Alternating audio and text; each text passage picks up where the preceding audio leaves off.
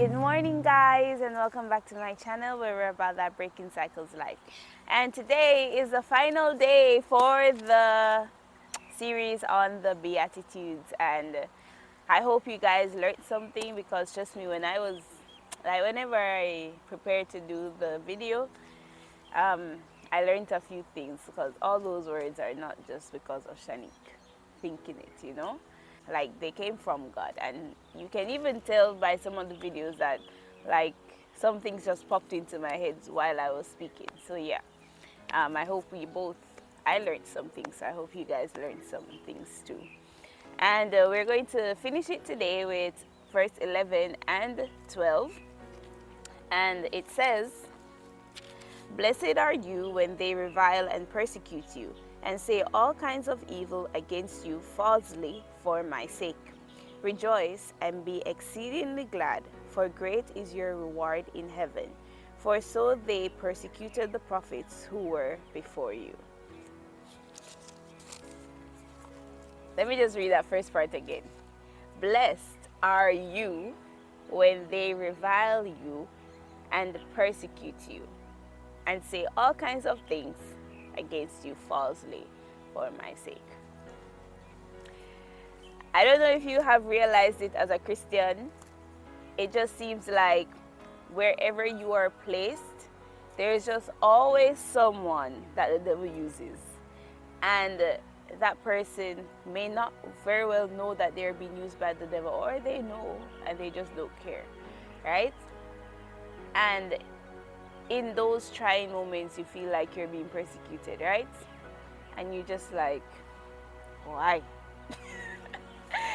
Oh my. But yes, guys, be reminded that blessed are you when you face trials, you face people who lie about you, you face people who will just intentionally do wrong things to you because you serve God, because you believe in Jesus.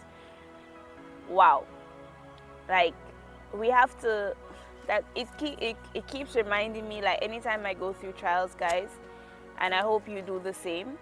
Anytime I go through trials, after like a few times of arguing with the person itself, it's like God reminds me that, Shanique, separate the sin from the sinner, because you're not fighting against flesh and blood, but against principalities and powers in dark places.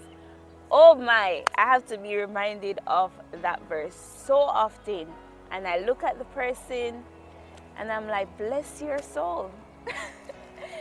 After I've already killed them in my head, after I've already done the worst, said the worst in my head. And then he's like, Shanique, I'm not lying to you guys.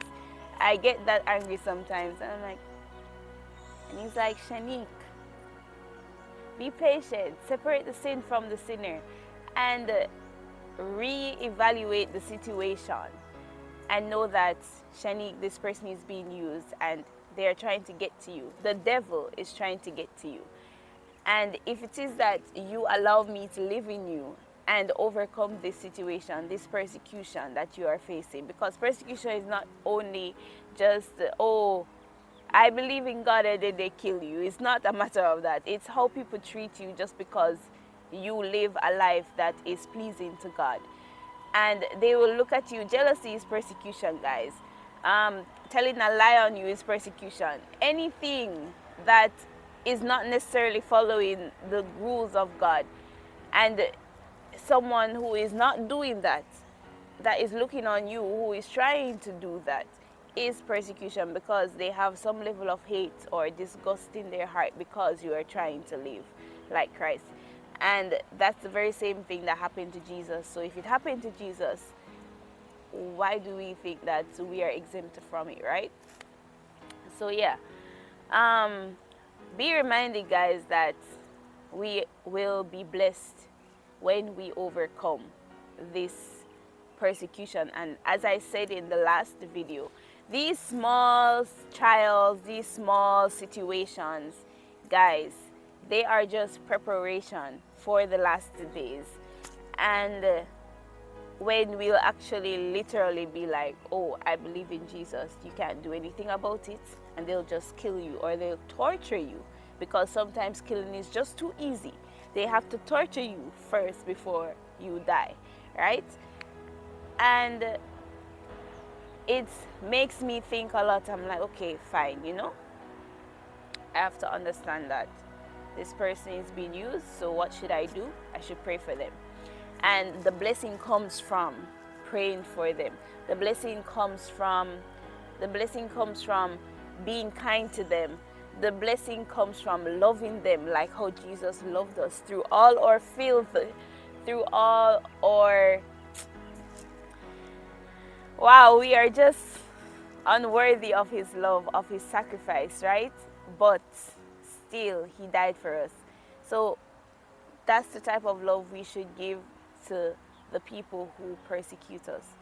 And that's where the blessing comes from. It's not a matter of just saying, oh, I believe in God, and yes, you're going to persecute me, so yes, I'll be blessed. No, it calls for you guys to have some level of duty as a Christian.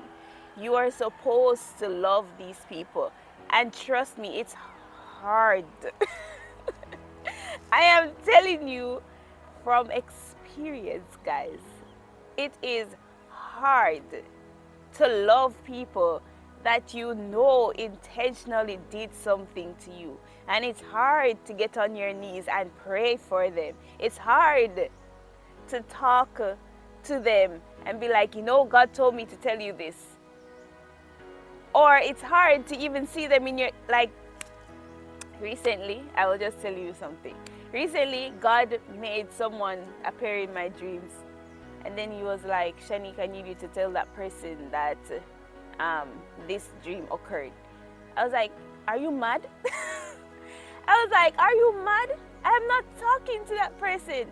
Not in terms of malice. Like, you wish them well, but you love them from a distance. You just don't want them in your inner circle because you're still not fully healed from the situation that happened, right? And I'm like, are you mad? I'm not going to send that message to that person. He's like, send it. I'm like, how? That means okay. I'm like, how? Sent it. And I'm like, this person won't even care that I sent this message to them. And they won't even think of the spiritual meaning behind it. They'll probably think of the other meanings if they Google it. And then he's like, that's not your business. I just asked you to tell the person that.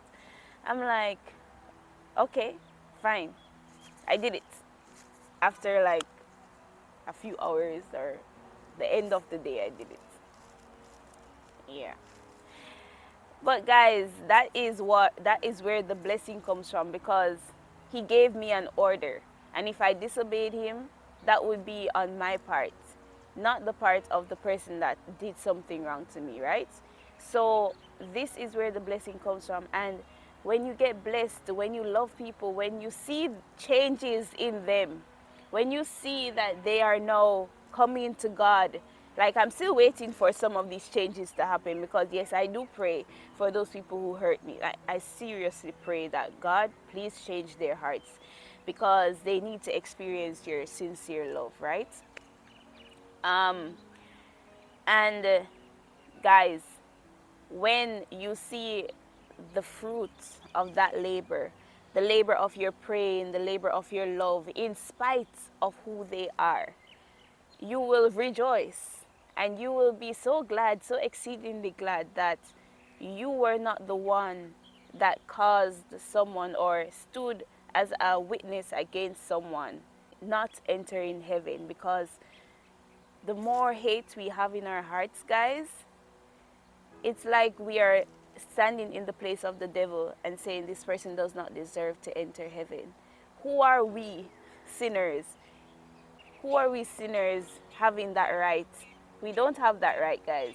We do not have that right to say, okay, this person should not enter heaven because they did something to me. Yes, you did something to God. You do something to God every minute, probably every second. We do something to God, yet He uses his blood, covers us, his love covers us, stands before his Father and says, I believe they are worthy to enter heaven. So who are we sinners to look at someone else, you know? So when people persecute you, think of it like this. Think of it like, I'm still trying to think of it myself, but I'm just explaining to you what I'm trying to do, guys, you know? Think of it like this. You know, thank you, God, for giving me the opportunity to love someone to you. Wow, that's so easy to say, so hard to do. I'm telling you, it is. It really is. I'm not even joking, guys. But let's try to do that for 2022 into the rest of the years until he returns, right? Let's try to do that. Like, thank you, God, for giving me someone to love to you. Whew. I'll pray for you while you pray for me, okay, guys? That's all I can say, honestly. So yeah, and the last part, it says, rejoice and be exceedingly glad, for great is your reward in heaven. And oh my, if those hearts are won to Christ, guys, great is your reward in heaven. Because if the angels can rejoice over one person, just one soul coming to Christ and saying, I believe, and they truly live a life according to God's will, imagine all the people that have persecuted you, them coming to Christ. Imagine them being in heaven, and you're like, you know, that trial was worth it, because look, now they can experience the sincere love of Christ, and you have another friend in heaven. So yeah, that's basically it. Blessed are you when you are persecuted. And of course, we all know the mainstream meaning of this verse, and it does apply. Let's not forget that part. Because even if they don't change, even if your persecutors don't change, the fact that you still had a heart like Christ and you did what you were supposed to do, blessed are you, because you did what was right in the sight of God, and he will bless his children. Let's not forget that. But let's not forget the other part I said, that, you know, maybe that trial is an opportunity for you to love someone to Christ. And yes, I'm learning as I'm speaking to you. I'm not even joking. So yeah, may we endeavor, guys, to love people to Christ when they come and perplex your very core. But yeah, that's our encouragement for today. We're 13 minutes in. I'm sorry I spoke a lot today. Well, let's just give it, because it's 2 verses, you know. Yeah, 6 minutes, 6 minutes do, like Indian do, right? And almost 14 minutes. So yeah, 7 minutes for each verse. So it's not that long. Okay, so I'll see you guys. Please remember these words, and trust me, I will be trying my very best to allow God to let me live out these very words I said this morning. So I'll see you guys on Thursday, and have a great week, guys. Bye.